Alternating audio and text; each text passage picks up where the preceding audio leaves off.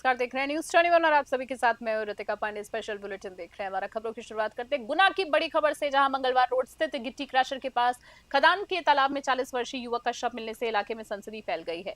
मृतक की पहचान राजू केवट निवासी कोल्हुपुरा के रूप में हुई है। गुरुवार दोपहर ग्रामीणों ने तालाब में शव उतारता हुआ देखा और तुरंत पुलिस को सूचना दी।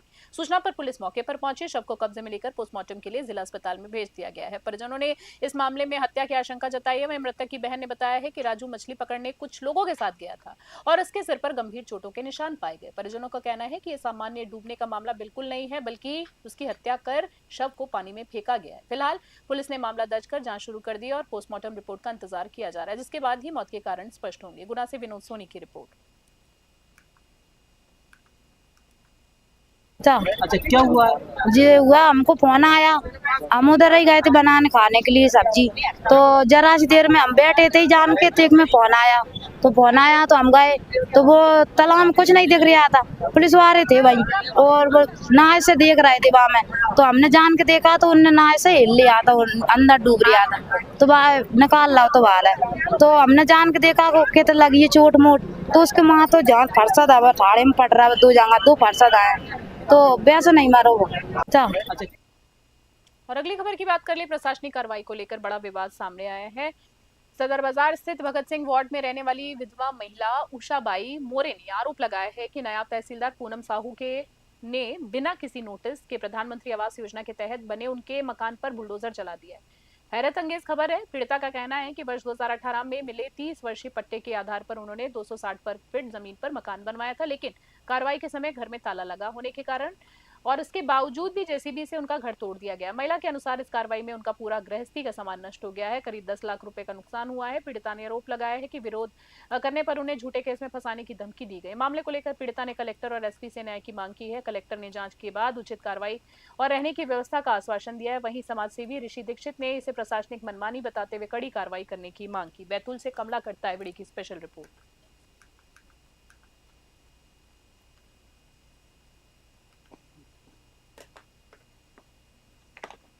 मैं यहीं सदर बैतूल के हूँ, सदर बैल बाजार के पास भगत सिंह वार्ड नगर पालिका में ड्यूटी करती हूँ। मैं सफाई कर्मचारी हूँ।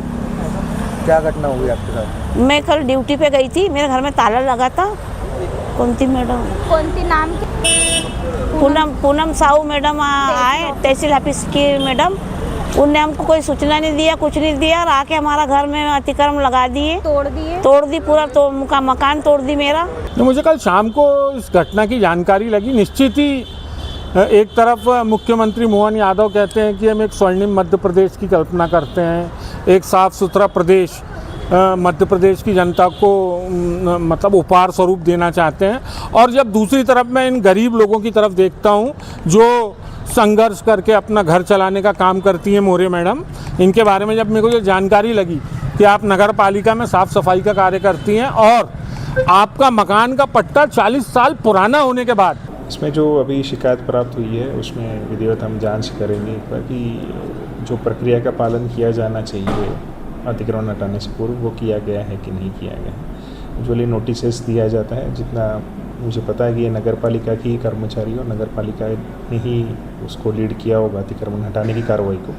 तो विधिवत उसमें प्रक्रिया का पालन किया है कि नहीं, इसमें हम एक बार जाँच करेंगे। मैं यहीं सदर ग्राम फरहद, सेमरी और मोनिया के ग्रामीणों के लिए 13 मई का दिन ऐतिहासिक बन गया है, जब वर्षों से लंबे सड़क निर्माण कार्य की शुरुआत हो गई है। पिछले 75 वर्षों से खराब सड़क और बरसात में संपर्क टूटने की समस्या झेल रहे ग्रामीणों का सपना पूरा होता हुआ नजर आ रहा है। ये कार्य युवा समाजसेवी एवं उद्योगपति गुलाब शुक्ला और ग्राम पंचायत मोहनिया के सरपंच वेद परोहा के प्रयासों से संभव हुआ है। हाल में ही क्षेत्र का निरीक्षण कर सर्वे कराया गया था, जिसके मात्र 24 घंटे के भीतर सड़क निर्माण कार्य शुरू कर दिया गया। काम शुरू होते ही मोनिया गांव में खुशी की लहर दौड़ गई और ग्रामीणों ने नारे लगाकर आभार व्यक्त किया है। लोगों का कहना है कि सड़क से शिक्षा, स्वास्थ्य और विकास के नए रास्ते खुलेंगे। वहीं समाजसेवी गुलाब शुक्ला ने कहा है कि ग्रामीण क्षेत्रों में बुनियादी सुविधाएं पहुंचाना ही उनकी प्रमुख लक्ष्य है। सतना से ब्यूरो रिपोर्ट।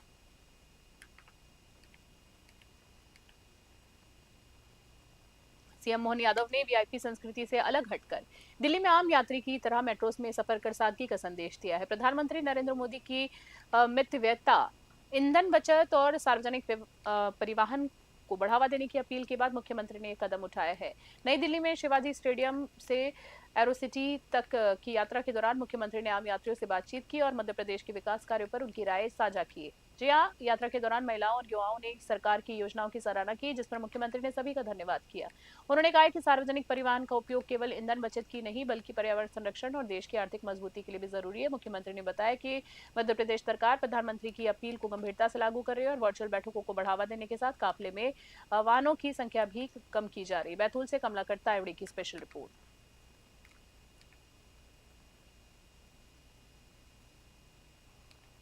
और आगे खबर में बात करें तो ग्राम बहादुरपुर में एक मकान में अचानक भीषण आग लगने से अफरा तफरी मच गई है। हादसे में कोई जनहानि नहीं हुई है, लेकिन मकान में रखा करीब 1.5 लाख से 2 लाख रुपए का सामान जलकर खाक हो गया है। मकान मालिक शेख अलाफ ने बताया है कि रात में अचानक धुआं निकलता देख आसपास के लोगों को बुलाया गया और मकान का ताला तोड़कर आग बुझाने की कोशिश की गई। अंदर फ्रिज, कूलर, अलमारी में रखे कपड़े और होम थिएटर जलते हुए मिले। स्थानीय लोगों की मदद से कुछ सामान बाहर निकालकर बचाया गया, लेकिन अधिकांश सामान जल गया था। जानकारी के अनुसार मकान किराए पर दिया गया था और घटना के समय किराएदार परिवार की किसी मैयत में गए हुए थे। प्रारंभिक अनुमान में आग लगने का कारण शॉर्ट सर्किट माना जा रहा है। हालांकि पुलिस और प्रशासन की जांच के बाद ही वास्तविक कारण स्पष्ट होगा। पीड़ित ने प्रशासन से आर्थिक सहायता की मांग की। बुरहानपुर से विनोद कुमार की रिपोर्ट।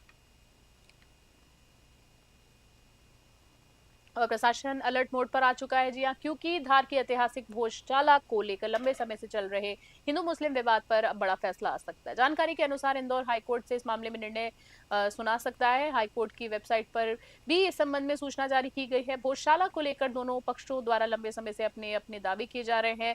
वर्ष 2024 में पुरातत्व विभाग द्वारा 98 दिनों तक वैज्ञानिक सर्वे किया गया था, जिसमें कई ऐतिहासिक प्रमाण मिलने की बात कही गई थी, जिन्हें अदालत में प्रस्तुत भी किया गया। फैसले को देखते हुए जिला प्रशासन ने सुरक्षा व्यवस्था कड़ी कर दी। पुलिस अधीक्षक सचिन शर्मा के अनुसार संवेदनशीलता को देखते हुए अतिरिक्त बल तैनात किया जा रहा है और हालात पर लगातार नजर रखी जा रही है। प्रशासन पूरी तरीके से अलर्ट मोड पर, ताकि किसी भी तरह की अप्रिय स्थिति से बचा जा सके। धार से विवेक शर्मा की रिपोर्ट देख रहे हैं। जैसा कि आप सभी को विदित है कि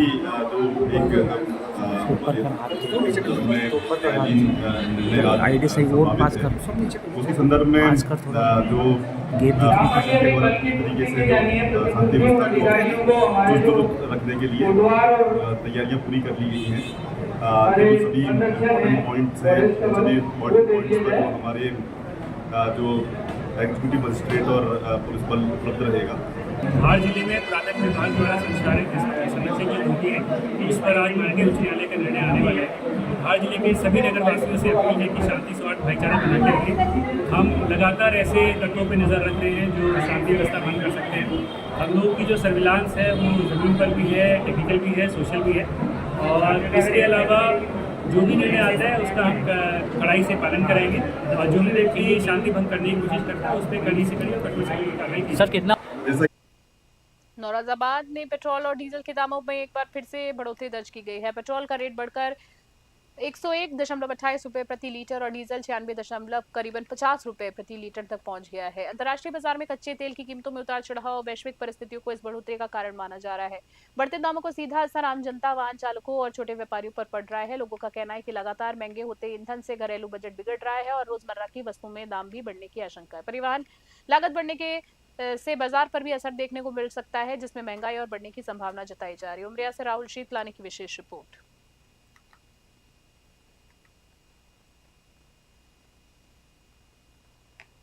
और बाल विवाह का मामला सामने आने के बाद पुलिस ने समय रहते कार्रवाई कर एक नाबालिग लड़की का विवाह रुकवा दिया है। जानकारी के अनुसार गुरुवार रात डायल 112 पर मिली सूचना में बताया गया था कि खामगांव रोड स्थित संत नगरी इलाके में 14 वर्षीय लड़की का विवाह शुक्रवार को होने वाला है। सूचना की गंभीरता को देखते हुए पुलिस और चाइल्ड हेल्पलाइन की संयुक्त टीम तुरंत मौके पर पहुंची। थाना प्रभारी संग्राम पाटिल के मार्गदर्शन में टीम ने मौके पर जांच की, जिसमें लड़की के नाबालिग होने की पुष्टि हुई है।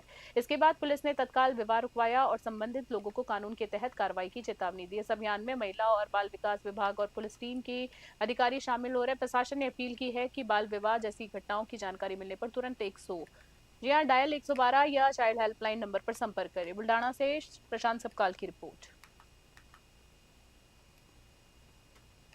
काल दिनांक 14/5/2026 रोजी रात्री 9:30 वाजण्याच्या सुमारास बुलढाणा शहर पोलीस स्टेशनच्या डायल 112 वरती कॉल आला की बुलढाणा शहर पोलीस स्टेशन हद्दीतील खामगाव रोडवरील संत नगरी या भागात एका अल्पवयीन मुलीचा आज दिनांक 15 तारखेला बालविवाह होणार आहे. सदरची माहिती मिळाल्यानंतर जिल्ह्याचे पोलीस अधीक्षक माननीय निलेश तांबे साहेब यांच्या मार्गदर्शनाखाली पोलीस स्टेशनचे API रबडे साहेब व स्टाफ काल दिनांक 14/5/2026 रोजी रात्री 9:30 वाजण्याच्या और अगली खबर देख रहे हैं बुल्डाना से, जहां खामगांव रेलवे गेट इलाके में एक दिल दहला देने वाली घटना सामने आई है, जहां पति ने अपनी पत्नी की बेरहमी से हत्या कर दी। जानकारी के अनुसार आरोपी प्रकाश सोलंके और उसकी पत्नी सविता सोलंके के बीच गुरुवार देर रात झगड़ा हुआ, जो इतना ज्यादा बढ़ गया कि आरोपी ने घर में रखी लोहे की सब्बल से अपनी पत्नी के सिर पर कई वार कर दिए। हमले में महिला की मौके पर ही मृत्यु हो गई। दुखद खबर है। घटना की सूचना मिलने पर पुलिस मौके पर पहुंची और शव को पोस्टमार्टम के लिए भेज दिया। आरोपी ने वारदात के बाद खुद ही पुलिस के सामने आत्मसमर्पण करने की बात कही और मौके से चला गया। हालांकि बाद में पुलिस ने उसे गिरफ्तार कर लिया। पुलिस ने संजय मेड़े की शिकायत पर मामला दर्ज कर जांच शुरू कर दी। इस खौफनाक वारदात से पूरे इलाके में दहशत और आक्रोश का माहौल है। बुल्डाना से प्रशांत सबकाल की स्पेशल रिपोर्ट।